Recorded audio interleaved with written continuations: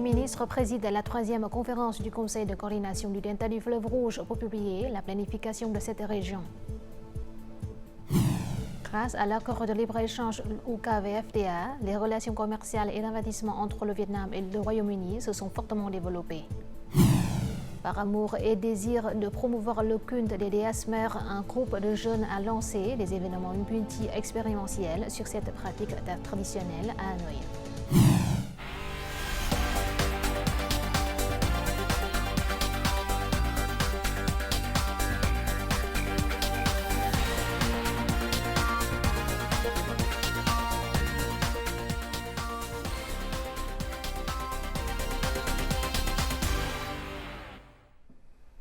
Mesdames, Messieurs, bonjour. Bienvenue à cette nouvelle édition du journal francophone. Ce jeudi matin à Hanoï, le Premier ministre Phạm Minh Chính a présidé la 3e conférence du Conseil de coordination du delta du fleuve Rouge, dont l'objectif était de publier la planification de cette région pour la période 2021-2030, avec vision pour 2050. Le chef du gouvernement a souligné que la mise en œuvre du plan d'aménagement de la région du delta du fleuve Rouge devait garantir la tradition, la connectivité, la percée, l'inclusivité, l'intégralité et la durabilité. Il a également mentionné des lacunes, limites et difficultés dans le processus de développement de la région du delta du fleuve Rouge, tels que le manque de fonds fonciers, de mécanismes et de ressources humaines qualifiées. Phạm Minh Chính a donc demandé au ministère secteurs et localités dans la région du delta du fleuve Rouge d'être proactifs dans la recherche, la proposition des mécanismes et des politiques pour éliminer les obstacles et stimuler le développement. Ce jeudi après-midi à Hanoï, le Premier ministre Phạm Minh Chính a accueilli le directeur exécutif chargé des finances du groupe sud-coréen Samsung, Park Hak-kyo, en visite de travail au Vietnam. Phạm Minh Chính lui a affirmé que le gouvernement vietnamien accordait une grande importance à l'amélioration de son environnement d'affaires, tout en s'engageant à favoriser l'implantation des entreprises étrangères sur son sol. De son côté, Park Hak-kyo a indiqué que Samsung investirait dans les industries auxiliaires et formerait des ressources humaines pour les entreprises vietnamiennes, en les aidant à participer à ces chaînes de production et d'approvisionnement. Toujours ce jeudi à Hanoï, la Confédération vietnamienne du commerce et de l'industrie VCCI a organisé une conférence pour présenter les indices de compétitivité provinciale PCI et les indices verts PGI pour 2023. La publication annuelle par la VCCI de ces indices vise à promouvoir un environnement commercial propice à la croissance, mais respectueux des impératifs écologiques. Cette année, une attention particulière est portée sur les efforts des autorités locales en matière de gestion environnementale et sur les pratiques commerciales durables, de façon à inciter les provinces à s'engager davantage en faveur de la croissance verte et du développement durable. L'économie mondiale est fortement affectée par l'instabilité politique. Face à cette situation, les accords de libre-échange sont efficaces et constituent l'un des facteurs importants pour assurer un commerce dynamique et croissant entre le Vietnam et les marchés étrangers. L'accord de libre-échange entre le Vietnam et le Royaume-Uni, ou UKVFTA, en est un exemple. Ces derniers temps, les relations commerciales et d'investissement entre les deux pays se sont fortement développées. Cette entreprise britannique est spécialisée dans la fabrication de téléphones mobiles, dotée d'une technologie leader sur le marché. Cette marque est très connue en Europe et s'étend peu à peu sur les marchés asiatiques. Hanoï a été choisi comme première destination en Asie du Sud-Est. Le Vietnam est l'un des pays ayant le taux de croissance le plus élevé d'Asie du Sud-Est. Autour de notre magasin, vous trouverez également de nombreuses autres grandes marques mondiales. Je crois que des rues comme celle-ci ne sont pas seulement des destinations attrayantes pour le Vietnam, mais aussi pour toute la région de l'Asie du Sud-Est. Une population jeune et une classe moyenne et supérieure en croissance rapide sont des facteurs qui rendent le marché vietnamien attractif pour les investisseurs étrangers. De plus, l'UKVFTA aidera le Vietnam à économiser jusqu'à 114 millions de livres sterling en taxes de l'exportation vers le Royaume-Uni. Dans le sens inverse, le Royaume-Uni a économisé 36 millions de livres sterling en taxes à l'exportation vers le Vietnam, contribuant ainsi à aider les échanges commerciaux entre les deux pays a atteint près de 8 milliards de dollars en 2023, soit une augmentation de plus de 3 fois par rapport à 2010. La coopération économique et commerciale entre les deux pays est de plus en plus étroite. De nombreux accords de libre-échange ont été signés. Après l'UKVFTA, le plus récent est l'accord de partenariat transpacifique global et progressiste, CPTPP. Le commerce bilatéral entre le Vietnam et le Royaume-Uni a augmenté rapidement ces dernières années. Nous espérons que de nombreuses entreprises britanniques continueront à investir au Vietnam. Le commerce des services représente 70% de la valeur de l'économie britannique. Selon les prévisions, si les deux pays continuent de faire bon usage de l'accord UKVFTA et que le Royaume-Uni adhère officiellement au CPTPP, le commerce bilatéral pourrait doubler d'ici 2030. Selon l'Association vietnamienne de l'alimentation, les entreprises vietnamiennes d'exportation de riz ont remporté plusieurs appels d'offres importants. Par exemple, à la fin du mois dernier, l'Agence nationale indonésienne de logistique a acheté 109 000 tonnes de riz au Vietnam, à des prix allant de 588 à 590 dollars la tonne. La compagnie sud-coréenne de l'agriculture et de la pêche a importé 900 tonnes de riz à grains longs en provenance du Vietnam. Selon le ministère de l'Agriculture et du Développement rural, le Vietnam pourrait exporter environ 4,5 millions de tonnes de riz au premier semestre de 2024. Située dans la région centrale, la province de Phu Yen possède d'environ 26 000 hectares de culture de riz. Au cours de cette saison hiver-printemps, les agriculteurs ont connu une récolte abondante, avec une production moyenne de riz de 75 quintaux par hectare. En outre, les prix du riz ont augmenté par rapport à la récolte hiver-printemps de l'année dernière. Le marché actuel présente des conditions favorables pour les riziculteurs, les commerçants augmentant leur achat. Les prix du riz à Phu Yen ont fortement augmenté dès le début de la récolte hiver-printemps, atteignant actuellement 8 800 à 13 000 dong par kilogramme. Les commerçants intensifient notamment la collecte de riz auprès des agriculteurs. Cette année, les commerçants achètent du riz directement dans les champs. Les prix du riz ont dépassé 9 200 dong par kilogramme, ce qui a suscité l'enthousiasme des agriculteurs. Les entreprises et les commerçants se sont rassemblés pour acheter une quantité importante de riz. C'est pourquoi les prix du riz ont atteint un niveau élevé et restent stables. La production de riz récoltée par les agriculteurs de Phu Yen lors de la campagne hiver-printemps de cette année a atteint environ 187 500 tonnes. Normalement, les agriculteurs tentent de vendre le riz par grande quantité. Toutefois, cette année, ils ont modéré leur vente de riz. Selon de nombreuses coopératives et commerçants de la province de Phu Yen, bien que les prix du riz aient été augmentés par les commerçants à un niveau supérieur à celui de la récolte de l'année dernière, les agriculteurs n'ont vendu qu'environ 40% de la production de cette récolte. En raison de la canicule, les agriculteurs stockent le riz dans leurs entrepôts en attendant des prix plus élevés. Actuellement, les habitants de la province de Phu Yen stockent encore 130 000 tonnes de riz. Malgré les prix élevés, les agriculteurs continuent de stocker du riz en attendant que les prix atteignent leur maximum ou jusqu'à la campagne agricole été-automne pour le vendre afin de couvrir les coûts de production du début de la saison. Cette année, le Vietnam vise un chiffre d'affaires à l'exportation de produits agricoles, forestiers et halieutiques de 54 à 55 milliards de dollars. Pour atteindre cet objectif ambitieux, tout en établissant de nouveaux records pour les produits clés, il est essentiel d'investir dans la transformation en profondeur afin d'améliorer la valeur et la qualité des exportations. Avec 4 lignes de séchage à froid fonctionnant à leur capacité maximale, cette coopérative peut traiter plus de 300 tonnes de divers fruits frais pendant le pic de la saison de récolte. Une transformation en profondeur permet aux fruits ayant des périodes de récolte et de stockage courtes d'être consommés à une valeur plus élevée, offrant ainsi des possibilités d'utilisation accrues. Avant que cette technologie ne soit disponible, les agriculteurs étaient confrontés à des défis importants pour conserver les fruits tels que les prunes, les fraises et les kakis, ce qui entraînait souvent du gaspillage. Cependant, avec la transformation, la valeur des fruits augmente considérablement, ce qui encourage les agriculteurs à cultiver plus efficacement.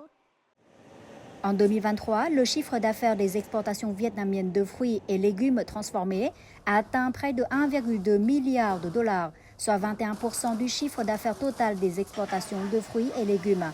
Il s'agit de la deuxième année consécutive où le Vietnam atteint le cap de plus d'1 milliard de dollars d'exportation de fruits et légumes transformés. Au-delà des légumes et des fruits, divers produits agricoles, forestiers et halieutiques sont transformés pour augmenter leur valeur à l'exportation. De nombreux secteurs, notamment ceux du poisson et des produits du bois, ont adopté une transformation en profondeur pour accroître leur valeur. Au-delà des copeaux de bois, on assiste à une forte augmentation des meubles en bois transformés destinés à l'exportation vers les marchés américains et européens. Des entreprises vietnamiennes se sont même installées aux États-Unis pour distribuer directement leurs produits, sans passer par des intermédiaires. La transformation est considérée comme une solution pour améliorer la compétitivité, établir une chaîne de produits compétente et générer des exportations à plus forte valeur ajoutée. Le Vietnam s'efforce de devenir l'un des 10 principaux centres mondiaux de transformation agricole grâce à des investissements stratégiques dans son infrastructure de transformation. Notre journal continue avec les taux de change et l'indice de la bourse du Vietnam.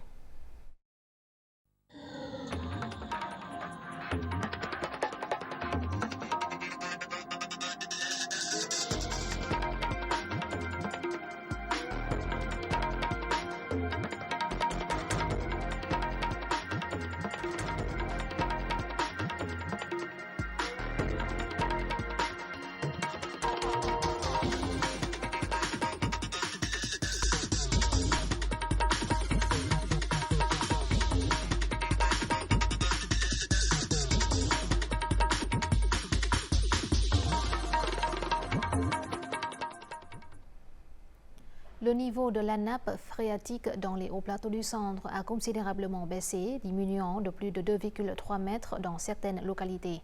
Selon le Centre national de planification et d'investigation des ressources en eau, au cours des 6 derniers mois, près de la moitié du système de surveillance du niveau des eaux souterraines a montré des résultats inférieurs à ceux de la même période de l'année dernière et à la moyenne de nombreuses années précédentes. Les zones connaissant la plus forte baisse sont Krông Pak, Chư Phuong dans la province de Đắk Lắk et le district de Lâm Hà, ville de Bảo Lộc dans la province de Lâm Đồng. De nombreux facteurs contribuent à l'abaissement du niveau des eaux souterraines, notamment la diminution des précipitations dues à El Niño, la diminution de la couverture forestière et végétale et la surexploitation des eaux souterraines pour la production agricole. À partir du 1er juillet, la biométrie de l'iris sera collectée dans les commissariats de police ainsi que les empreintes digitales et les photos lorsque les citoyens effectueront les démarches pour demander une carte d'identité. La collecte de données biométriques sur l'iris sert à vérifier et à authentifier les informations des individus. Ceci est particulièrement utile dans les cas où l'obtention d'empreintes digitales est difficile en raison d'un handicap ou d'empreintes déformées. Les données d'iris sont d'une grande précision et s'alignent sur la tendance mondiale et locale actuelle de transformation numérique, d'autant plus que les transactions électroniques continuent de se développer au Vietnam et dans le monde. Et toujours à partir du 1er juillet, les gens n'utiliseront qu'un seul type de compte VNeID pour effectuer des services publics en ligne. Auparavant, pour enregistrer une naissance, un décès, confirmer l'état civil ou établir un passeport via le portail du service public, les utilisateurs devaient créer un compte avec un numéro de téléphone ou un compte VNeID. Mais après le 1er juillet, il n'y aura qu'un seul moyen, utiliser le VNeID. Cette conversion est nécessaire car elle contribue à simplifier les procédures pour les utilisateurs et à rendre la gestion des opérations plus pratique. Aujourd'hui, M. Tung et son épouse se sont rendus au comité populaire du quartier pour enregistrer la naissance de leur enfant. Il a essayé de se connecter chez lui en utilisant son compte téléphonique, mais le système a signalé une erreur d'accès.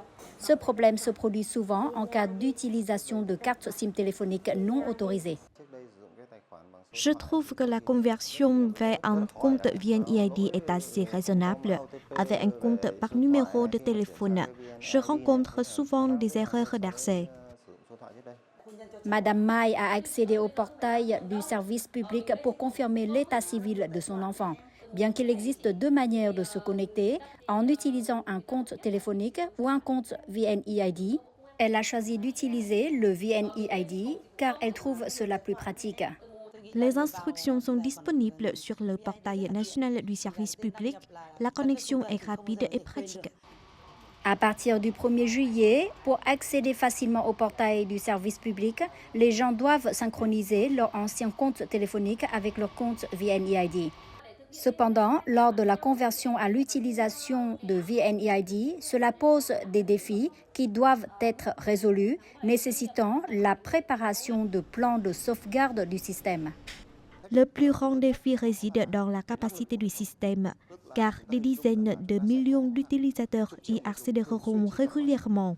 Par conséquent, la capacité du système doit être très bonne pour ne pas affecter le processus de prestation des services publics aux personnes et aux entreprises. Actuellement, jusqu'à 53 millions de comptes VNeID ont été attribués aux utilisateurs, alors qu'il n'existe que 14 millions de comptes téléphoniques. Par conséquent, le passage à un compte VNeID facilite à la fois l'accès des utilisateurs et facilite la gestion et l'exploitation du système. Le ministère de la Sécurité publique déploiera prochainement des solutions de sécurité plus sûres, comme le recours à des solutions biométriques ou le cryptage des comptes VNeID.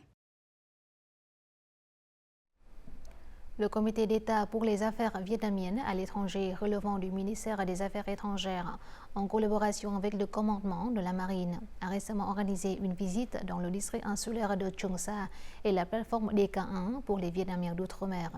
La visite a eu lieu à l'occasion du 49e anniversaire de la réunification du pays et de la libération de Cheong Sa, ainsi que du 69e anniversaire de la création de la marine populaire du Vietnam. Près de 70 Vietnamiens d'outre-mer venus de 22 pays ont eu l'occasion pour mieux comprendre et partager les difficultés des officiers et soldats qui gardent jour et nuit les îles du Vietnam. Honneur et fierté sont les sentiments de ces près de 70 Vietnamiens d'outre-mer lorsqu'ils viennent sur l'île de Cheong Sa. Pour le photographe Nick Ut, il a été extrêmement ému d'être témoin de grands changements survenus dans son pays natal en temps de paix. Actuellement, Cheong Sa a connu de nombreux changements. Je suis arrivé sur cette île il y a 52 ans. Je suis heureux de voir que les enfants ici ont des écoles, que les soldats ont tout ce dont ils ont besoin. Après avoir visité 5 îles et la plateforme DK1, les Vietnamiens d'outre-mer ont été très impressionnés par l'esprit courageux qui a aidé les forces militaires et les habitants à surmonter toutes les difficultés. Après ce voyage, je souhaite retourner en Pologne pour parler au peuple vietnamien des difficultés, de la détermination et du dévouement des soldats pour protéger la souveraineté de la patrie. Cette visite a été l'occasion pour les Vietnamiens d'outre-mer de rencontrer des habitants et des soldats sur l'île de Cheong Sa, contribuant ainsi à renforcer l'unité nationale. Après 20 ans de mise en œuvre de la résolution 36, nous reconnaissons les nombreuses contributions des Vietnamiens d'outre-mer. Le parti et l'État accordent également de plus en plus d'attention à la communauté vietnamienne à l'étranger. La position du pays a été donc renforcée. Ce sont des idées très stratégiques de notre parti et de notre État. Les Vietnamiens d'outre-mer ont mobilisé des ressources pour améliorer les infrastructures sur les îles, ce qui nous a facilité la tâche de protéger la souveraineté de la mer et des îles de la patrie.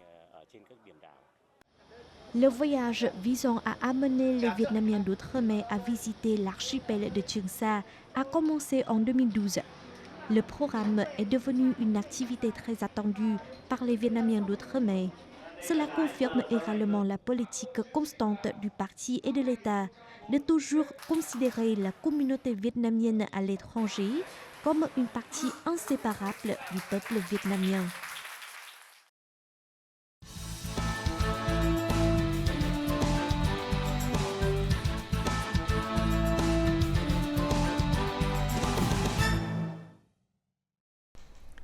La pratique traditionnelle vietnamienne du culte des déesses mères a été reconnue par l'UNESCO comme patrimoine culturel immatériel de l'humanité. Cependant, cet héritage semble peu familier aux jeunes générations. Par amour et désir de promouvoir cette tradition, un groupe de jeunes a lancé des événements multi-expérimentiels sur le culte de la déesse mère à Hanoï. Dans le reportage suivant, explorons comment ces jeunes insufflent une nouvelle vie à la pratique traditionnelle à travers un mélange moderne de poésie, de musique, d'art et de cinéma. Peinture, film, poésie et musique.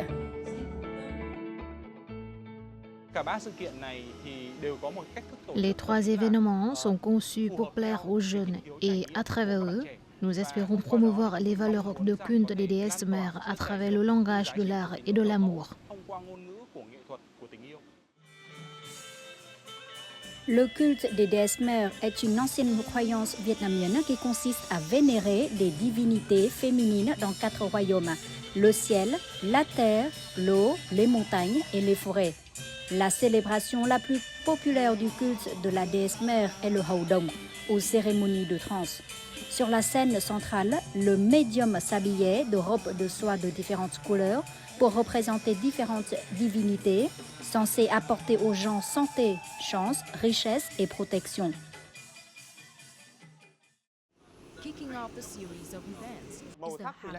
Les peintures à Hang Chung sont des œuvres d'art traditionnelles vietnamiennes, particulièrement représentatives de l'art populaire de Hanoï.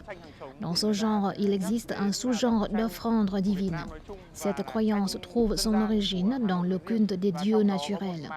Au fil du temps, nous avons commencé à vénérer des personnalités qui avaient apporté une contribution significative au pays, telles que Sainte Trần Hưng Đạo, Mère Liễu Hạnh, 3e maîtresse de l'eau, et 9 maîtresses des 9 puits.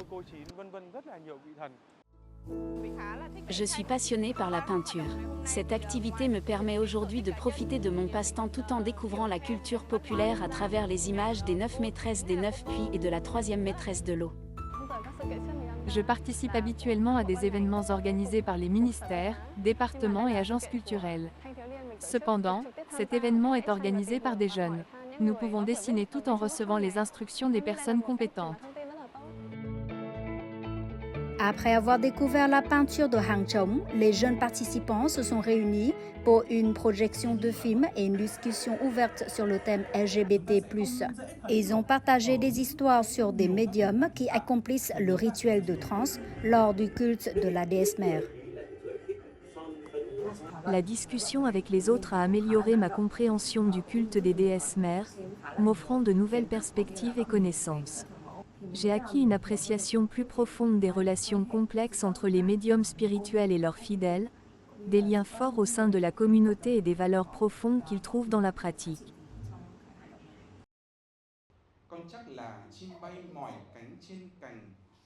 La nuit de la poésie dans la ville clôture cette série d'événements. Elle offre aux participants une ambiance captivante pour approfondir les thèmes inhérents au culte de la déesse mère.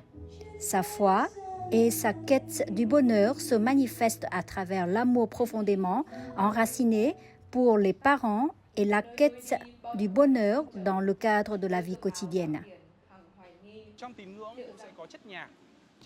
Dans la croyance en la déesse mère, il existe des mélodies de Chầu Văn ou chants rituels et des poèmes Lục Bát, poésie 6-8.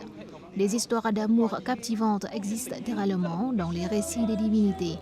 En présentant ces contes imprégnés d'art, d'amour et de valeurs culturelles profondes, nous cherchons à dévoiler l'essence du culte des déesses mères au public. Je suis une étudiante spécialisée en études vietnamiennes. Cette soirée de poésie m'offre une approche unique et émotionnelle de la culture, contrairement aux expériences que j'ai vécues dans les cours universitaires ou les activités extrascolaires. Cet événement contribue à favoriser une compréhension plus profonde de la culture chez les jeunes.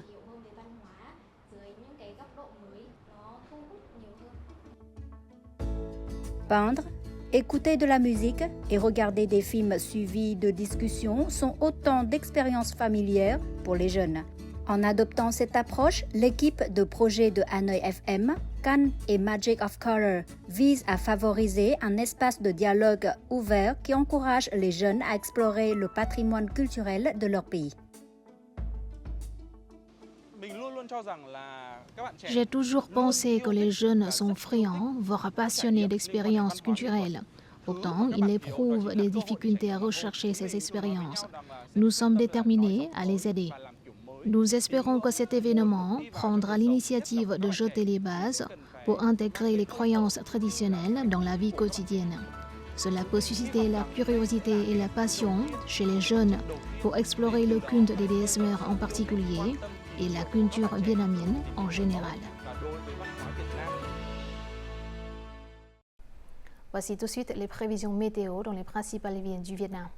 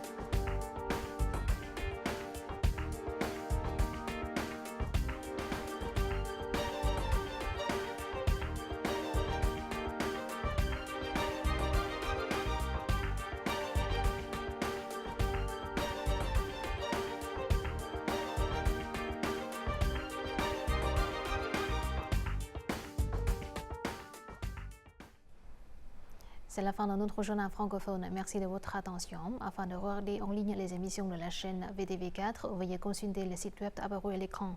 Vous pouvez aussi télécharger l'application VTV Go sur App Store ou Google Play. Au revoir et à très bientôt.